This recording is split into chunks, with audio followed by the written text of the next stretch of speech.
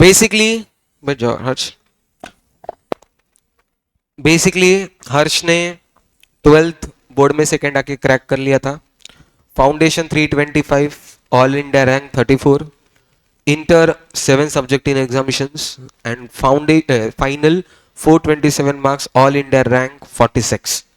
So it is never the कि अचानक से तुमको कोई सक्सेस मिलती है. सक्सेस अगर तुमको चाहिए तो तुमको वो एफर्ट्स स्टार्ट से लेने पड़ते हैं. मुझे पता है सामने बैठे वाले स्टूडेंट्स कोई 12th में है, कोई फाउंडेशन, कोई इंटर. सो रिमेंबर दैट कि आज से कुछ सालों के बाद सामने वाले कोई और रहेंगे, बट इस चेयर पे तुम्हारे में से कोई एक जन चाहिए. उस इमेजिनेशन से देखो, उस इमेजिनेशन से सुनो कि क्या एफर्ट्स इन्होंने दिए, किस तरीके से ये अचीवमेंट हासिल किया है. And it won't stop it here. Obviously ये आगे जाके भी कुछ और आगे पढ़ाई करेंगे, जॉब्स में भी जाएंगे तो लिस्टेड कंपनीज में जाएंगे, जिसके बारे में तुम यहाँ पे टेक्स्ट बुक में पढ़ते हो, एग्जाम्पल्स के फॉर्मेट में देखते हो.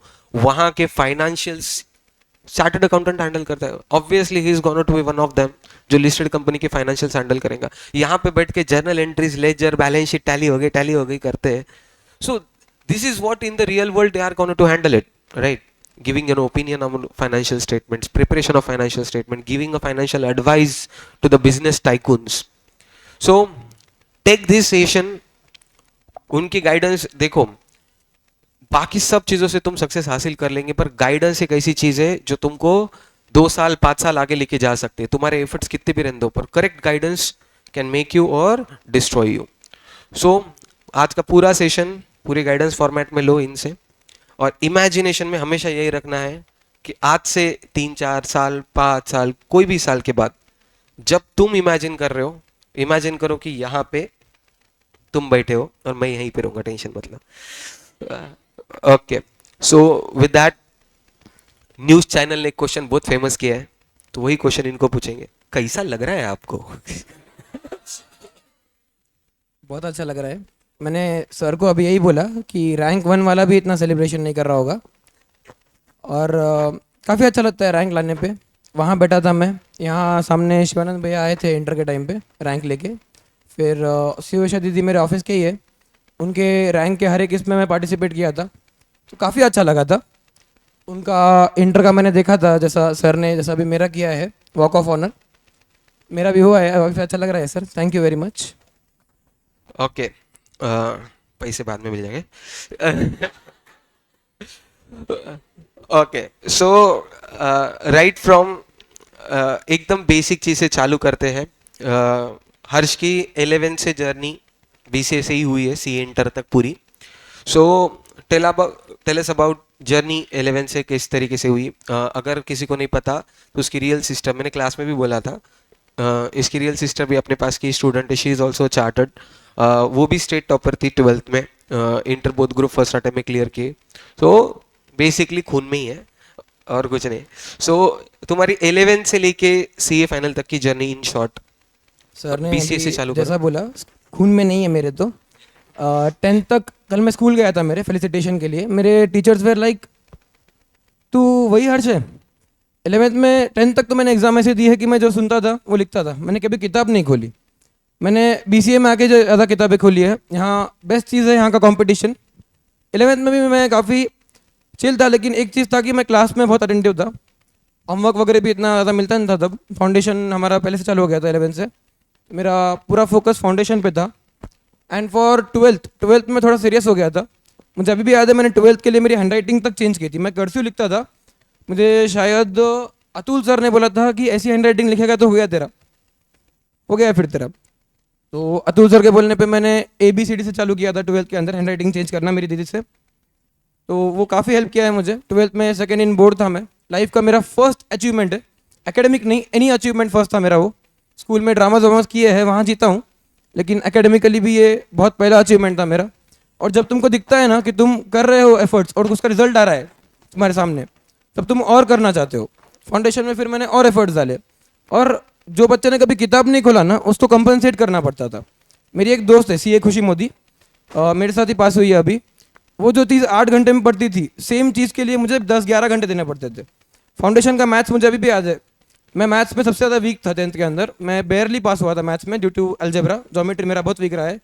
मुझे क्या भाई ट्राइंगल प्रूव करा रहे, दिख रहा है ट्राइंगल है भाई, है ना। मुझे वो कभी जमा नहीं, लेकिन हाँ अलजेब्रा बहुत लॉजिकल है। मैथ्स पढ़ के भी बहुत टाइम हो गया मुझे तो। लेकिन मेरा वही था कि मैथ से तो मैंने यही ले लिया था, ईगो पे ले लिया था भाई, देखो तो मुझे क्रैक ही करना है। मुझे अभी तक 12th में 97% चल रहा है, लेकिन एक मलाल रह गया कि मैथ्स में 98 ही है। मुझे अतुल सर ने ही बोला कि मैंने तुझे बोला था तू फालतू मिस्टेक करता है। बोला अब क्या कर सकते सर। तो फिर सुने क्या, सिर्फ 98 ही है? 10 10 टेस्ट देने लगाते थे ये लोग। उसके बाद तुम भी ला लोगे 12th में। बस तुमको बीसीए में एक ही चीज़ करनी है, संडे हो कोई भी टेस्ट हो, टेस्ट को सीरियसली दो, टेस्ट के लिए पढ़ो। मैं क्या करता था, संडे को टेस्ट है तो मंडे से सिर्फ आधा आधा घंटा रोज पढ़ना है तुमको, कुछ भी नहीं करना है। सैटरडे को मेरे से स्ट्रेस मैनेजमेंट अच्छा नहीं होता दिख रहा है, तो तुमको मंडे से आधा आधा आधा आधा आधा घंटा रोज पढ़ोगे ना, तुमको भी सैटरडे तक एकदम तुम ये हो जाओगे, इफिशियंट हो जाओगे। मुझे सीएफएल में वही प्रॉब्लम आया, मैंने ये आदत डाली। एंड में तो 1.5 दिन में करना था और गाँव भर का सिलेबस है हर सब्जेक्ट का। लेकिन यू विल मैनेज, आदत डालो प्रिपेयर्ड रहने की, अर्ली चालू करने की। कल मैंने लिंक्डइन पे पोस्ट डाला था, बहुत लोगों ने मुझे पूछा कि रैंक कैसे आया। Start early, that's the basic thing. चलो बेसिक टेक अवेज अगर तुमने इसे देखे रहेंगे, सबसे पहले जो तुम्हारा वीकनेस है उसको आइडेंटिफाई करो। जैसे इन्होंने बोला मैथ्स वीकनेस था, और उस वीकनेस को चैलेंज में कन्वर्ट करो। Whatever are your weakness, हर स्टूडेंट के हर एक के लाइफ में कुछ ना कुछ वीकनेस होता है, पर तुम वीकनेस को एक्सेप्ट करते हो। रादर अगर तुमको रैंकर मेंटालिटी चाहिए तो तुम्हारे वीकनेस को चैलेंज में कन्वर्ट करो। दूसरा, learn from the mistakes. And उन्होंने क्या बोला है कि छोटे छोटे हिस्सों में उनका लाइफ का फर्स्ट अचीवमेंट बोर्ड 12th में जो अचीवमेंट आया, सो सेलिब्रेट दैट। और फिर उससे हायर बेंचमार्क रखो। एक बार अचीवमेंट आ गया तो सेटिस्फाई मत रहो, उससे अगला बेंचमार्क करो। चौथा टेक अवे क्या है, कंसिस्टेंसी। जैसा इन्होंने बोले कि संडे का टेस्ट है तो सैटरडे को सब लोग वही करते, फ्राइडे सैटरडे पढ़ लेंगे, वही मंडे से प्रिपरेशन रखो, भले ही कम टाइम दो। सो एंड में मे भी ऐसा पॉसिबल है कि तुमको ज़्यादा पढ़ने की लोड नहीं आएगा। तो ये सब स्टार्टिंग से। ऑब्वियसली रैंक इन्होंने एग्जाम के 2 महीने पहले नहीं सोचा है, सीए फाइनल का रैंक सोचा है एटलीस्ट 1.5 2 साल पहले। तब उसके हिसाब से प्रिपरेशंस करे रहेंगे, क्लासेस कंप्लीट किए रहेंगे। सो कोई भी चीज़ हासिल करना है उसके बहुत पहले उसके बारे में सोच के रखो और उसके हिसाब से वर्कआउट करो। सो एक बेसिक तुम्हारा फाइनल का हो या इंटर का हो, एक कितना टाइम पढ़ते थे, मतलब तुम्हारा दिन का शेड्यूल कैसा था? अभी जैसे मैंने बोला मैं काफ़ी स्लो हूँ, मुझे कंपनसेट करने के लिए 10 घंटे तो मिनिमम लगते थे। फाइनल का भी छोड़ देते हैं, लेकिन इंटर मेरे लिए सबसे टफ रहा है मेरी पूरी जर्नी में। क्योंकि इंटर में तुम क्या होते हो, एकदम नए नए होते हो, तुम्हारा कोई बेस नहीं है, कोई आर्टिकलशिप नहीं है, कोई वर्क एक्सपीरियंस नहीं है।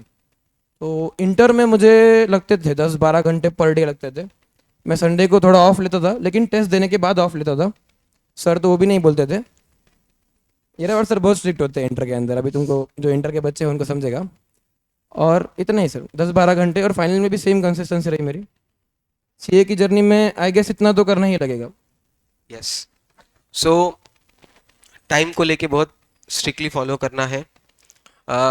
नेक्स्ट थिंग कि बहुत सारे बच्चों को ना प्रैक्टिकल का डर लगता है। अब जैसा तुम्हारा मैथ्स का था, so any tips on practical subject, फिर अकाउंट्स होगा, टैक्स होगा, मैथ्स होगा, एक इन जनरल जो सॉल्विंग वाले होते हैं, न्यूमेरिकल जिसमें इन्वॉल्व होता है।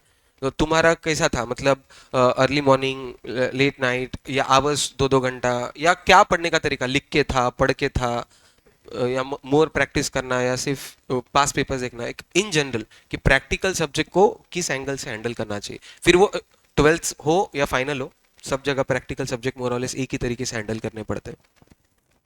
प्रैक्टिकल में मेरा बेस्ट अप्रोच रहेगा लिख के करना चाहिए। जितनी बार होगा सेम क्वेश्चन को भी लिख के करना चाहिए। और ऐसा नहीं होता कि कोई क्वेश्चन ईजी है कोई क्वेश्चन हार्ड है तो मैं ईजी वाले रिपीट नहीं करूँगा। मैं तो 1 to 10 हर क्वेश्चन रिपीट करता था, हर रिवीजन में रिपीट करता था, क्योंकि ईजी वाला ही तुमको एग्जाम में नहीं आएगा, ट्रस्ट मी। फिर प्रैक्टिकल मेरा शेड्यूल ऐसा था कि मेरा ऐसा कुछ डे या नाइट फिक्स नहीं था। मैं मॉर्निंग पर्सन तो नहीं हूँ। फिर मेरा था कि 8 घंटे सोना है, लाइफ में कुछ भी हो जाओ 8 घंटे की नींद चाहिए। क्लास में नहीं, घर पे करना। हाँ, तो 8 घंटा मैं कभी भी सोता था। मैं दोपहर को 4 बजे सो गए, रात को 12 बजे पढ़ाई चालू कर दी, दोपहर को 1 बजे सो गए, रात को 3 बजे सो गए, कभी कभार 8 10 बजे सो गए। 8 घंटा सोना, 2 टाइम खाना, बाकी एक्टिविटीज़ करना दिन के, लेकिन बाकी टाइम पूरा पढ़ाई का। पढ़ाई के टाइम पे कुछ और नहीं, बाकी टाइम पे पढ़ाई नहीं, सिंपल। जब मैं खाना खाता हूँ मैं पढ़ाई को हाथ भी नहीं लगाता।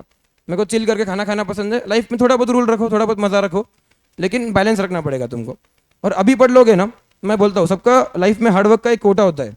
अगर तुम अपने एकेडमिक जर्नी में अगर तुम्हारा कोटा कंप्लीट कर लोगे तो तुम अपने प्रोफेशनल जर्नी में नहीं करना पड़ेगा। जो लोगों ने एकेडमिक जर्नी में नहीं किया उनको through out the professional life करना पड़ सकता है। ज़रूरी नहीं है, लेकिन ऐसा होता है मोस्टली। तो बहुत अच्छी चीज। जो स्टूडेंट सोचते हैं सर कितना घंटा पढ़ना है, मैं बोला 2-3 घंटा। 3 घंटा पढ़ने का है, फिर बाद में टाइम पास करने का है। उनका निगेटिव उल्टा अप्रोच देखे कि भाई 8 घंटा सोने का है, 2 टाइम का खाने का है, बाकी सब टाइम पढ़ना है।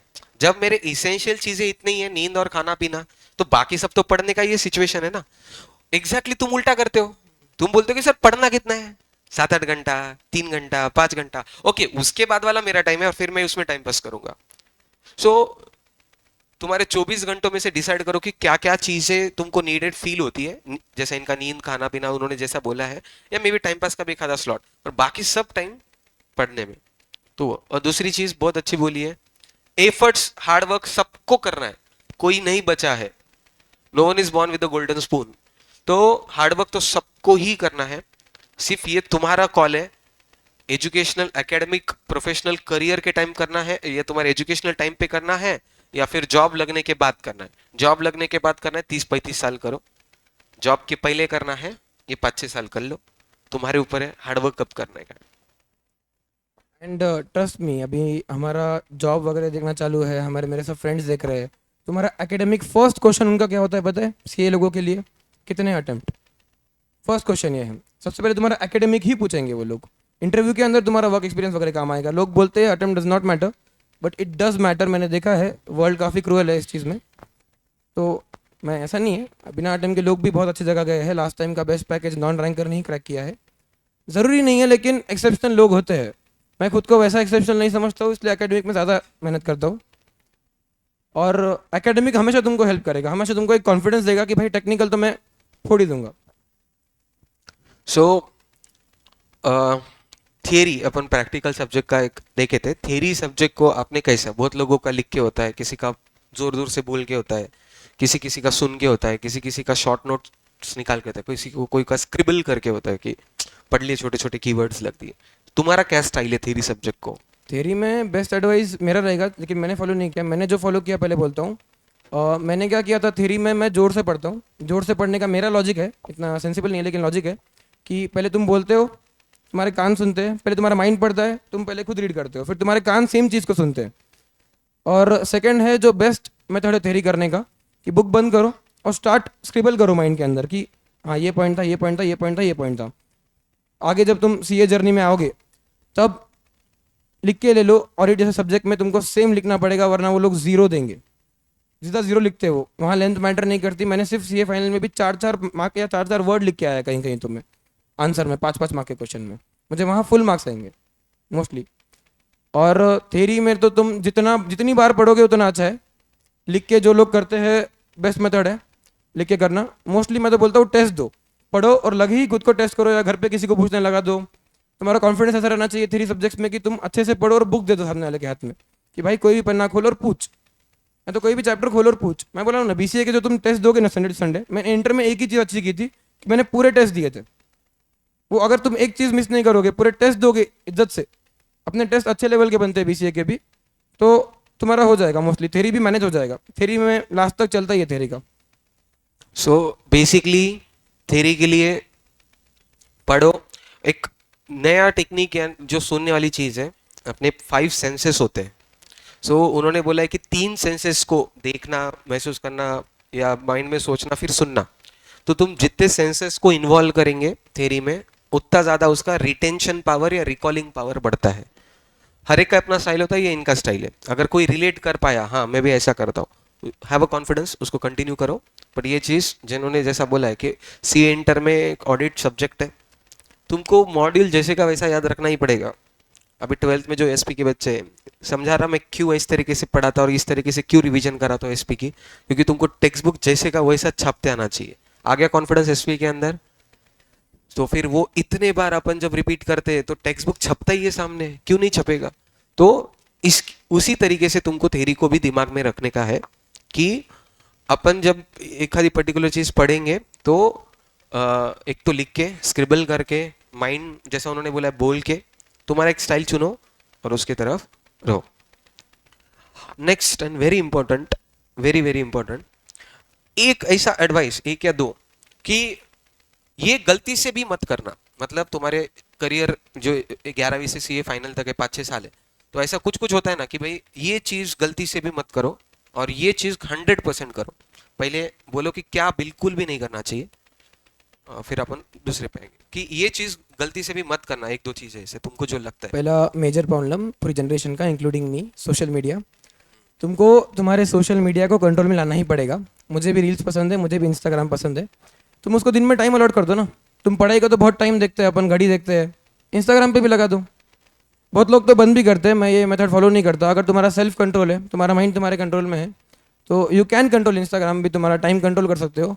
और ट्रस्ट में तुमको थोड़े दिन करना है, बाद में अगर तुमको एक बार आदत लग जाएगी और तुमको रिजल्ट दिखेगा ना, जब तुम्हारे टेस्ट पेपर्स पे तुम्हारे मुझे लिख रहा है, मुझे याद आ रहा है, मुझे प्रॉब्लम सॉल्व करते आ रहा है, तब तुम अपने आप तुम्हारा भी कम हो जाएगा. एक बेसिकली डोपामाइन डिटॉक्सिफिकेशन करना है तुमको खुद का. और सेकंड चीज़ जो करनी चाहिए उसमें बोलूँगा मैं कि कंपटीशन को सीरियसली लो. कंपटीशन नेगेटिव चीज़ नहीं है. बीसीए से अच्छा बीसीए में कंपटीशन बहुत अच्छा मिलेगा तुमको. और इन जनरल भी तुमको ऑल इंडिया लेवल पे सोच के चलना है कि भाई मैं कॉम्पीट कर रहा हूँ, इंडिया में इतने लाख बच्चे लिख रहे हैं पेपर, मेरा सबसे कंपटीशन है. महाराष्ट्र बोर्ड में इतने बच्चे लिख रहे हैं, मेरा सबसे कंपटीशन है. तुम अगर खुद के बारे में नहीं सोचोगे ना, कोई नहीं सोचेगा. The best thing you can do is सबसे पहले सोचो. सोचो बोलो पाओ, हिंदी में एक बेस्ट थिंग है और इंग्लिश में भी इस पर बुक है कि एवरीथिंग स्टार्ट्स विथ थिंकिंग.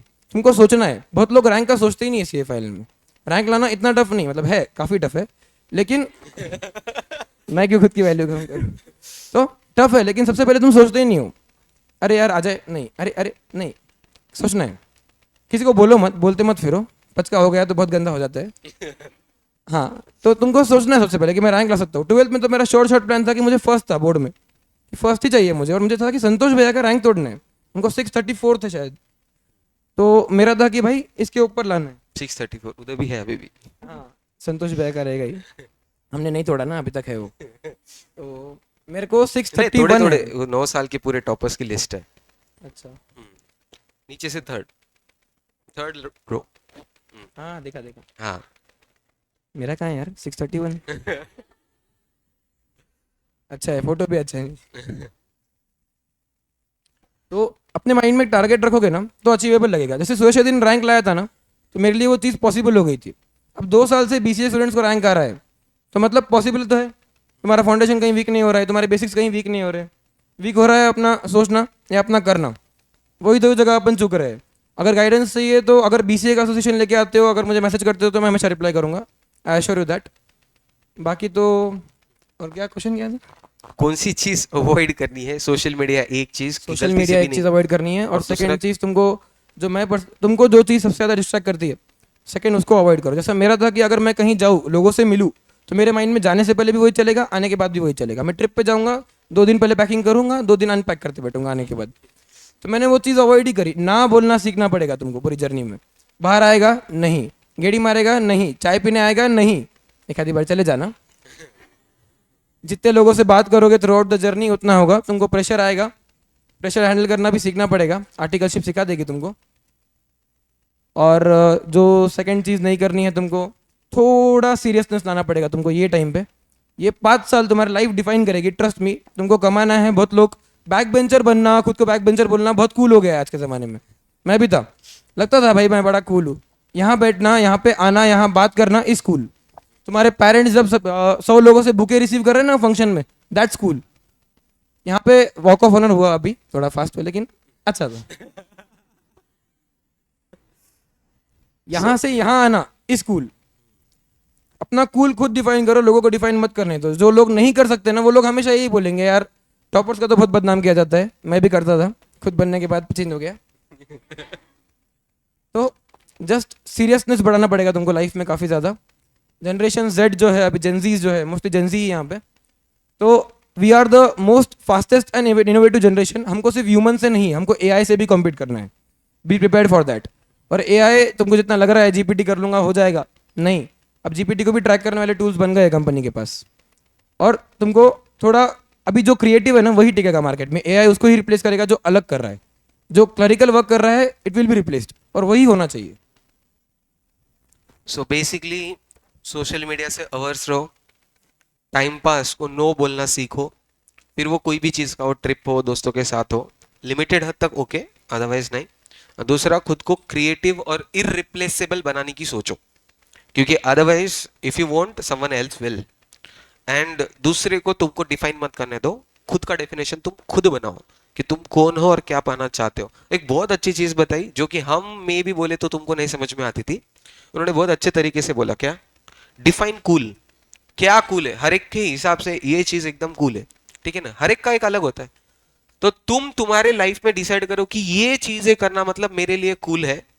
अभी जैसा इन्होंने बोला कि मेरे पेरेंट्स को बुके मिल रहे थे, मैं लास्ट बेंच पे नहीं, मेरे को इधर स्टेज पे आने के बाद बाजू में बैठने के बाद मौका मिल रहा है बोलने का, ये मेरे लिए कूल है। अचीवमेंट लिखना, पेपर में नाम आना, ये मेरे लिए कूल है। So you define your coolness. बहुत होता है, बहुत लोगों को गाड़ी लिए बुड़ बुड़ बुड़ बुड़ कर ले को भाग लिए, ये कूल है।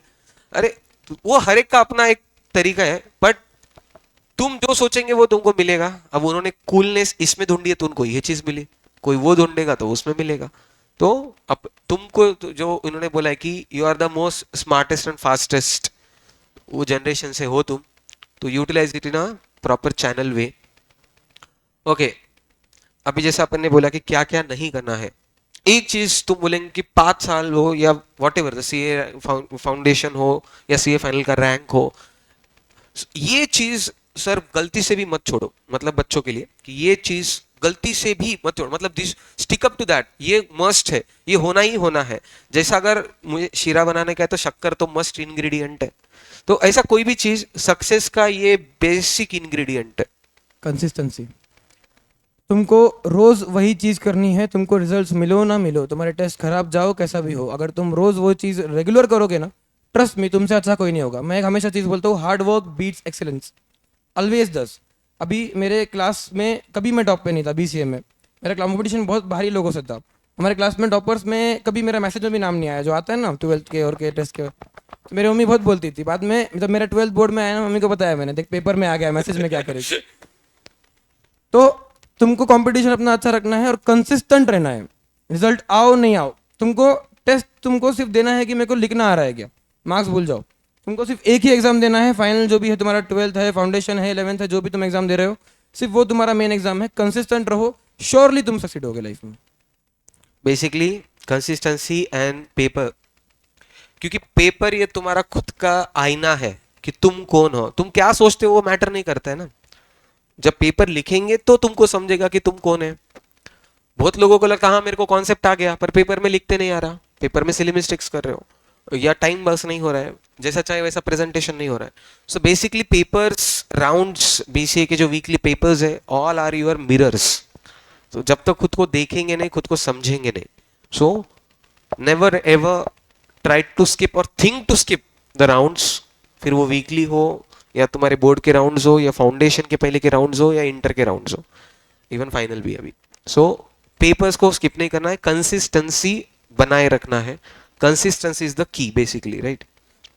Okay, what is your advice to this generation? और इनमें से फ्यूचर में ऑब्वियसली कोई रैंक्स आएंगे ही, तो डेफिनेटली आएंगे, 1 to 10 में ट्राई करना। 1 to 10 देखो।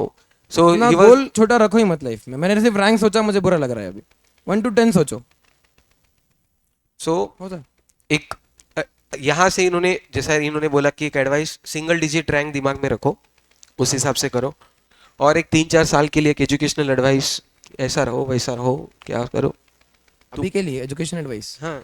देखो मैं 21 पे सीए बन चुका हूँ। तुम लोग सोच रहे होगे लोग कंटेंट क्रिएशन से पैसा कमा रहे हैं, लोग अलग अलग चीज़ें करके पैसा कमा रहे हैं। मैं अभी भी कर सकता हूँ 21 पे, लेकिन मैं अभी 12th कर सकता हूँ, मैं अभी मेरे फाउंडेशन के मार्क्स चेंज कर सकता हूँ? नहीं। तुम्हारे पास लाइफ है बाकी चीज़ें करने के लिए, ये चीज़ करने का यही टाइम है। तुम्हारा अभी एक कर्म है जो बोलते हैं ना, इसको फर्स्ट रखो। मुझे अभी क्या करना चाहिए, शुड बी फर्स्ट। तुम 100 आज के इसमें 100 चीज़ें हैं, तुमको लगेगा यार ये सिर्फ व्लॉगिंग करके करोड़ों कमा रहा है, कर लेना भाई, एक बार सीए बन जाओ 21 पे, कर लेना। सो बेसिकली जो तुमको आज के तारीख में डिस्ट्रैक्शंस है, हाँ भाई इंस्टाग्राम इन्फ्लुएंसर बनेंगे, यूट्यूबर बनेंगे, सब करो, बट एक उसकी भी उम्र है 21 के बाद। पहले ये सामने है उसको हासिल करो और उसके बाद उस चीज़ों की तरफ जाओ। जैसा उन्होंने बोला ये तुम्हारा फिलहाल का कर्म है, फिलहाल तुम्हारे सामने फाउंडेशन है, इंटर है, जो भी है वो तुम्हारा कर्म है, उसके पीछे टाइम लगाओ, जो लाइफ में करना है करो, but after completion of this thing. Okay, few words for BCA faculties, BCA. बिल्कुल बिल्कुल. मुझे जो फैकल्टीज़ ने पढ़ाया, Dinesh sir, Hirawar sir, Swapnil sir, Atul sir, Jayshree ma'am, Preeti ma'am भी थे हमको एएस के लिए, तो thank you very much to all the teachers. Firstly मेरा पूरा फाउंडेशन बेस ऑफ कॉमर्स, क्योंकि 10th तक तो पढ़ाई नहीं ना, तो मेरा जो भी बेस ऑफ एजुकेशन है मुझे बीसीए से ही मिला. आज भी कहीं जाता हूँ तो इस लाइक कि तुम्हारा बेस ये किया जाए. मुझे इंटरव्यूज़ वगैरह में अभी मैंने आज सुबह ही दिया एक, तो उसमें गोल्डन रूल्स ऑफ अकाउंटिंग पूछा मुझे. ट्रस्ट मी, तुमको पूछेंगे, तुम भी शॉक होंगे, तुमको पूछेंगे. कोई बोलेगा गोल्डन रूल्स ऑफ अकाउंटिंग क्या है? एनीवन? हाथ ऊपर, हाथ ऊपर करके, हाथ ऊपर करके. हाँ, अरे सर कॉमन में बोलो, डर रहे डर रहे डर रहे, इधर उधर देखो, इधर उधर. Okay, first golden rule, personal account. Okay, real account and nominal.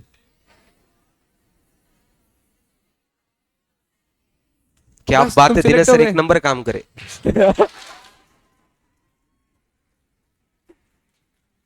Dinesh sir की बेस्ट चीज ये है कि तुमको इतनी बार सेम चीज करा देंगे कि तुम एग्जाम में ही कंटाल जाओगे यार, क्या है ये, कितनी बार करूं. लेकिन दिनेश सर का मुझे ये लगता है कि सर हार्डवर्क को काफ़ी प्रमोट करते हैं, और सर बोलते हैं कंसिस्टेंसी भी सर का सबसे ज़्यादा है. सबसे ज़्यादा टाइमली आने वाले सर भी दिनेश सर ही है क्लास में.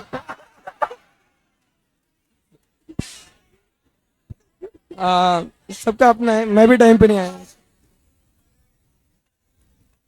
लेकिन मैं एक बोलता हूँ, मैं आर्टिकलशिप में मैंने लोगों को देखा है अलग अलग जगह से पढ़ के आते हैं, जर्नल एंट्री भी नहीं समझती बहुत बच्चों को. मैंने बिग फोर के आर्टिकल्स भी देखे. अभी रिसेंटली मैंने एक 200 बच्चों का वर्कशॉप ज्वाइन किया था, तो उसके अंदर हमको टेक्निकल टेस्ट भी हो रहे थे. लोग जर्नल एंट्री जैसे सिंपल चीज़ में भी कंफ्यूज होते हैं. अकाउंटिंग बहुत बेसिक है. अब हमारा अच्छा है बेसिक काफ़ी, मेरे को तो काफ़ी अच्छा लगता है. स्टार्टिंग में लगता है यार सर क्या बोल रहे हैं क्या नहीं, एंड एंड तक आते हो, जब तुम इंटर तक आते हो ना, तब तुमको समझता है भाई इतना क्यों कराया सर ने. ठीक है. Secondly Yerawar sir. हाँ, आराम से सुनो, आराम ये से. तो बाजी करते हैं. येरावर सर का ऐसा था कि सर ने ड्रीम्स दिखाए कि तुम सीए बनोगे ना, यू विल बी देयर, कि मतलब हो गया तुम्हारा, सीए बन गए, हो गया, बस तुम कर लिया अचीव, बाद में चिल करना. इतना ऐसा नहीं है, चिल करना है, लेकिन जर्नी कभी रुकती नहीं है. सीए बनने के बाद की जर्नी और टफ है. येरावर सर का बेस्ट चीज़ था कि मेरे तो काउंसलर टाइप थे, कुछ भी प्रॉब्लम आता था, सर ट्रिप एक ही दिन की हो रही, 2 दिन की करो इसको, सर के पास चल जाओ. सर राउंड्स अभी अभी मत लो, अभी इसके एग्जाम्स है कॉलेज के, सर के पास चले जाओ. फिर मैं इंटर में भी एक बार मिलने गया था येरावर सर को. सर एक ही कंप्लेन करते थे, पूरे फैकल्टीज का एक कंप्लेन था मेरी बैच से, कि हम डाउट नहीं पूछते.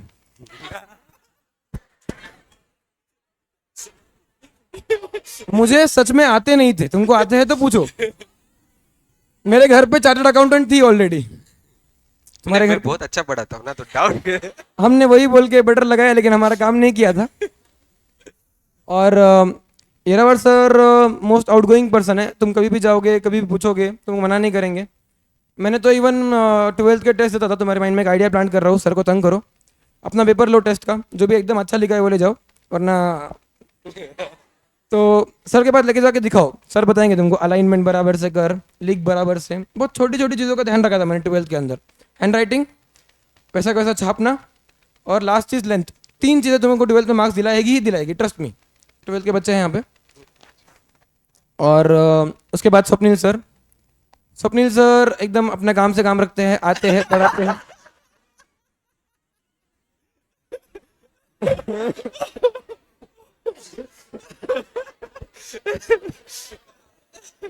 स्वप्निल सर नहीं नहीं सुनो, अरे सुनो सुनो सुनो सुनो.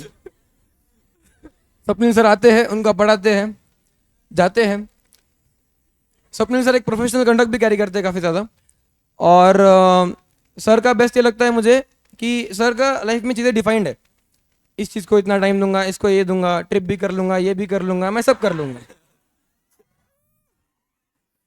तो वो चीज़ों से इंस्पायर हो. सब फैकल्टीज में तुमको एक ना एक बहुत अच्छा स्किल मिलेगा.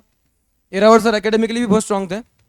और स्वप्निल सर उनका दोनों जो भी सब्जेक्ट थे, लॉ और इको, मेरे फेवरेट थे। तो इन पर्सन भी मुझे काफ़ी मज़ा आता था उनकी क्लास में। इकोनॉमिक्स मेरा अभी भी फेवरेट है, अभी डिस्कशन डिबेट्स वगैरह भी मैं बहुत सुनता हूँ इसके। और उसके बाद अतुल सर को तो स्पेशली क्रेडिट देने की इच्छा है मेरी, क्योंकि मेरा मैथ्स 98, 10th में 80 मार्क्स का पेपर होता था, मुझे 58 61 कुछ तो मार्क्स थे। वहाँ से सर ने मुझे 98 पे लेके आया। और 12th में सोचा कि मैं सर को बहुत परेशान करता था, मैं आगे बैठा था सर की क्लास में आके, और सर क्वेश्चन आता लिखने तक कि सर सर सर मुझे आता बोल के परेशान करता था। एक दो बार तो बाहर निकाल दिया सर ने। नहीं, इधर भी है। करो परेशान, जितना तुम इन लोगों को परेशान करोगे ना खुद नहीं होगे, लेकिन ज़्यादा नहीं पढ़ाई के मामले में परेशान करना। और अतुल सर वॉज लाइक बाबू बाबू बोलते थे अतुल सर। मेरे को तो मेरी सिस्टर इतनी ये थी, मतलब मेरी सिस्टर ऑलरेडी एकेडमिकली भी स्ट्रांग थी और ऐसे भी बहुत सिंसियर थी, जो कि हम नहीं करते थे। हम एक बैठ जाते थे मस्त अपना ग्रुप लेके और तंग करते थे फैकल्टीज को थोड़ा बहुत। अच्छी बैच थी हमारी। तो अच्छी थी, अच्छी। हाँ, सर ने काफ़ी टॉलरेट किया। अतुल सर ने 2-3 जगह गाइडेंस भी अच्छा दिया है मुझे मैथ्स के लिए। पर्सनली किसी फैकल्टी के पास जाओगे कोई मना नहीं करेगा। उसके बाद जयश्री मैम और प्रीति मैम दोनों हमको बहुत कम टाइम के लिए थे ड्यू टू लॉकडाउन। बाद में हमने वर्चुअली देखा मोस्टली जीएसटी या एएस, और मोस्टली सेल्फ स्टडी ज़्यादा की है उसके अंदर, क्योंकि वो सब्जेक्ट्स ही ऐसे हैं। तो उनका भी अच्छा था काफ़ी, वो काफ़ी चिल थे हमारे साथ। और फिर उसके बाद अक्षय सर और एकांत सर को यहाँ पे है नहीं अभी, उनको भी ऑल द बेस्ट। मेरे ऑफिस में आए हैं, काफ़ी कैपेबल सीएस है वो लोग भी। मेरे ऑफिस में कुछ टाइम के लिए आए थे वो लोग हेल्प करने के लिए, वर्कलोड ज़्यादा था तो काफ़ी अच्छे सीएस है वो भी, अच्छा गाइडेंस है, काफ़ी चिल लोग हैं। Do enjoy with them. और तुम्हारा बेसिकली कॉलेज लाइफ यहीं खत्म हो जाएगा विद बीसीए, तो एंजॉय करो। मेरा इंटर कैसा भी हो, कितना भी हो, सुबह बुलाते थे 8 बजे, वापस 2 बजे बुलाते थे, खाना खाने का टाइम देते नहीं थे। मैं कंप्लेंट नहीं कर रहा हूँ, लेकिन लेकिन 7 बजे बुला रहे हैं तुमको। सर से चॉकलेट मांगते हो कि नहीं जल्दी आने के लिए? अरे देते हैं, मांगो। जल्दी आने का रिश्वत मांगना पड़ता है। हमारा तो लॉकडाउन में था तो हमारा 9 बजे हो गया था बाद में, लेकिन हमको वर्चुअल देख के आओ बोलते थे उसके अंदर भी। लेकिन तुम अभी क्लास में जितना होगे ना, घर में इंटर में तुम क्लास में जितना होगे उतना तुम्हें स्ट्रेस फ्री रहोगे लाइफ में। Inter is the most toughest in all the journey. बहुत सीरियस लेना है तुमको सीए इंटर को, जो भी इंटर के बच्चे हैं यहाँ पे। इंटर को जितना, क्योंकि टाइम कम होता है, अपना नॉलेज बेस कुछ भी नहीं है, एंड फेस इट, अपने को नहीं आता है, सीखना पड़ेगा सब कुछ। तो बहुत अच्छे से जर्नी के बारे में डिस्क्राइब किया along with the faculties. So इन्होंने जो चीजें बोली है ना, these are all golden words. Believe me, तुम लाइफ में गाइडेंस ढूंढने को जाएंगे, करेक्ट टाइम पे नहीं मिलेगा। जब गाइडेंस जहां से मिला, जिधर से भी मिला, ले लो। अब कैसा होता है, कोई गाइडेंस दे रहा है तो तुम सुनने को रेडी नहीं है। अभी इनसे तुम कोरिलेट क्यों कर पा रहे? क्योंकि तुमको लगता है बीसीए अपना, ये बीसीए के टॉपर, ये अपने टॉपर है, so you will try to correlate with him. और तुमको ये जो कोरिलेशन होता है ना, उसके बाद अगर कोई गाइडेंस देता है तो इसका इम्पैक्ट सबसे ज्यादा आता है। वैसे तो यूट्यूब खोल के बैठो, गाइडेंस देने के लिए हजारों लोग हैं, पर मेरे को उसका पर्सनल फीलिंग नहीं आएगा ना। ये पर्सनल फीलिंग यहाँ से आ रहा है क्योंकि आज तुम जो लाइफ जी रहे हो, उन्होंने यही लाइफ कुछ साल पहले यहाँ से ही जी है, एंड यही फैकल्टीज के साथ रह के करा है सब कुछ, और उसके बाद यहाँ तक पहुंचे। तो यू कोरिलेट विथ हिम कि हाँ, और उसके बाद तुमको जो पर्सोनिफिकेशन आता है कि हाँ मैं ये कर सकता हूँ। तो टेक दिस माइंड, आज के इस सेशन से कुछ ना कुछ टेक अवे लेके जाओ। सोचो कि ये नए साल के अंदर, इसके बाद, इस सेशन के बाद कुछ ना कुछ तो तुम्हारी जिंदगी में एक अच्छा चेंज लेके आएंगे, छोटा क्यों ना हो, बट एक चेंज जरूर लेके आएंगे। That's the thing. तो विद दैट ऑल, किसी फैकल्टीज को और कोई क्वेश्चन इंक्लूड करना है? बच्चों को कोई, सिर्फ 2 क्वेश्चंस लेंगे, कोई भी बच्चों को कुछ भी क्वेश्चंस अगर पूछना है तो हाथ हैंड रेस करो। सब्जेक्ट स्पेसिफिक यहाँ पे मत पूछो, मैं उनका नंबर शेयर कर दूंगा जो बच्चों को हाँ। तो बेसिकली इन जनरल, जैसा अभी अपन ने बोला है ना कि स्टडीज को लेके, टाइम शेड्यूल को लेके, थ्योरी, प्रैक्टिकल सब्जेक्ट, ऐसा पूछ सकते, कोई प्रॉब्लम नहीं। तुम अगर एकदम स्पेसिफिकली बोलेंगे ये सेक्शन कैसा, ऐसा अरे पूछो पूछो, बिंदास पूछो। एक नंबर, ऐसा कॉन्फिडेंस होना, पूछो अब तो। हाँ बोल बोल।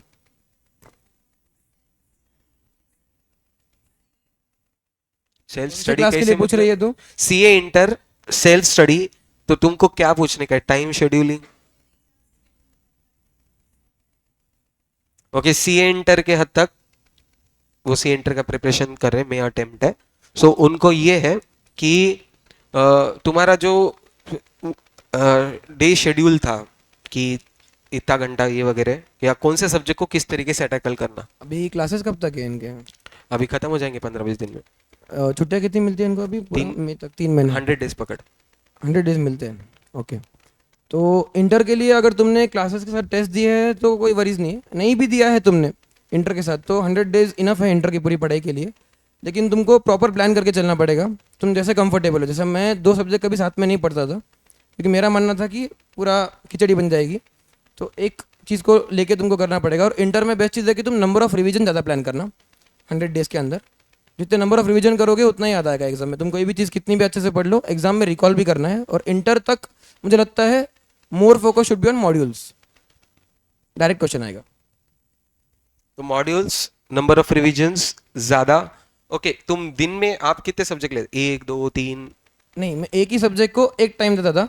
कुछ दिन अलॉट कर दो, तुमको बैठ के दिन का प्लानर बनाना पड़ेगा पहले। तो प्लानर बोलते सिंपल इतना नहीं कि मेरे पास दिन कितने हैं और मैं कितनी बार कर सकती हूँ सब्जेक्ट को, ऐसा करना पड़ेगा तुमको।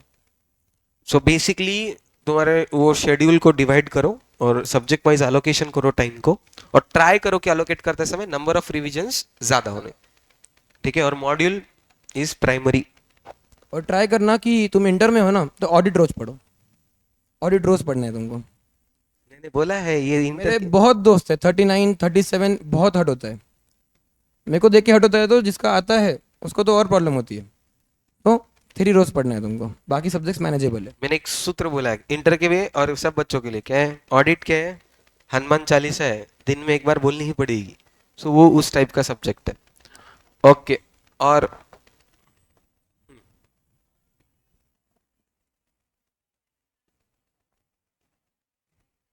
ये कंप्लेंट था या क्वेश्चन था? ओके, इनका बोलना है कि दिन में की 2-4 घंटे क्लास होता है, फिर उसके बाद जो बचता टाइम है ओके ओके, सो दिन का जो शेड्यूल है उसके अंदर उनका जो क्लास का टाइम हटा दो। ओके, 7-8 घंटा जो भी है तो वो हटा दो।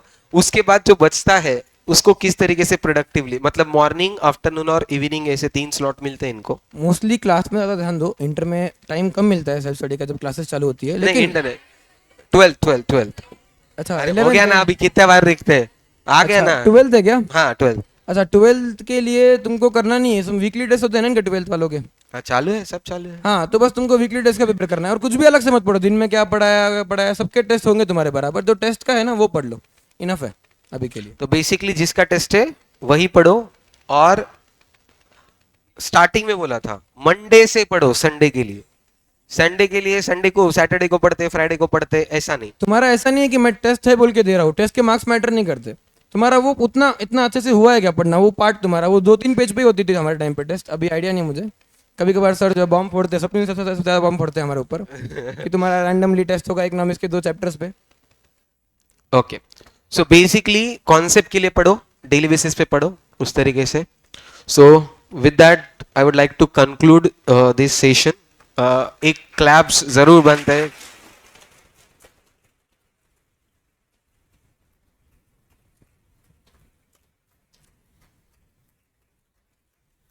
बहुत अच्छा लगा कि क्लैप्स इस तरीके से कर रहे हो कि जैसा खुद के लिए करने हैं।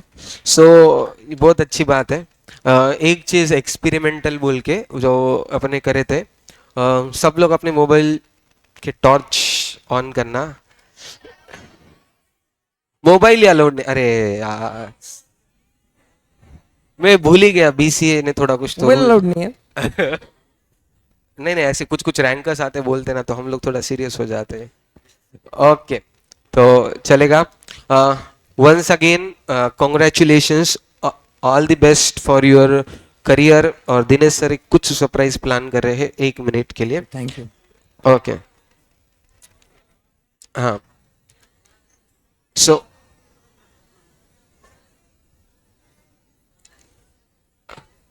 तुम्हारा जो भी एग्जाम है उसका ईयर, उसका मंथ, ऐसा घर पे जाके पेज पे लिखो।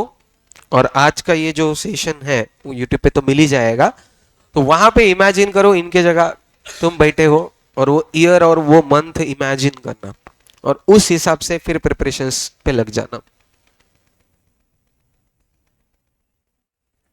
जब तक बॉयज में से कोई गर्ल्स ही पूछ रहे क्वेश्चंस। आप बोल रहे थे काफी चेंज हो गया, सेम तो है सब, हम भी ऐसे ही थे। तो तभी तो ऐसे ही निकले।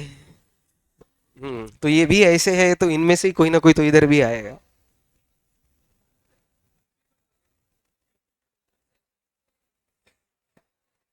पूछो भाई पूछो, इज्जत का सवाल है यहाँ पे। एक क्वेश्चन तो बॉयज की तरफ से बनता है। हाँ,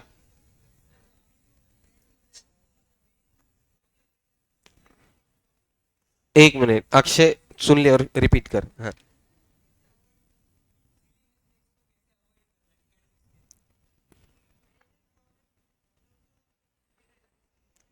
ओके, इनका क्या है, टॉपर बच्चों का मुश्किल चीजें, डिफिकल्ट चीजें अचानक से मस्त हैंडल कर लेते। हमारे मार्क्स जाते हैं तो सिली मिस्टेक्स में, एकदम इजी क्वेश्चंस में। तो सिली मिस्टेक्स या इजी क्वेश्चंस को किस तरीके से टैकल करना, एक चीज उन्होंने पहले बोली थी, वो रिपीट कर रहा हूं मैं। 1 to 10 क्वेश्चन, तुम क्या करते हो, डिफिकल्ट क्वेश्चंस रिवाइज कर लेते हो। उन्होंने 1 to 10, उन्होंने पहले भी बोला था कि रिवाइज जब कर रहे हो पूरे क्वेश्चंस रिवाइज करो, इजी बोल के छोड़ो मत। एक चीज बाकी ये एडअप कर सकते हैं इसके अंदर, how to avoid silly mistakes. Silly mistake का कैसा है, जितनी तेरी प्रैक्टिस में होगी ना उतना तेरी एग्जाम में नहीं होगी। तो प्रैक्टिस से ही अवॉइड कर सकता है सिली मिस्टेक को, लेकिन तो को याद रखना पड़ेगा। मिस्टेक का एक ही अच्छी बात है कि डोंट रिपीट इट। एक बार करना ओके है, सीख उससे और रिपीट मत कर उसको, लिख लेना कहीं। तो इसका एक आंसर मैं क्लास में बोलता था, बुक ऑफ एरर्स। जो भी गलती हो गया लिख के रखो, तो बाद में वो गलती नहीं होगी। ओके दिनेश सर, अरे बाप रे बाप।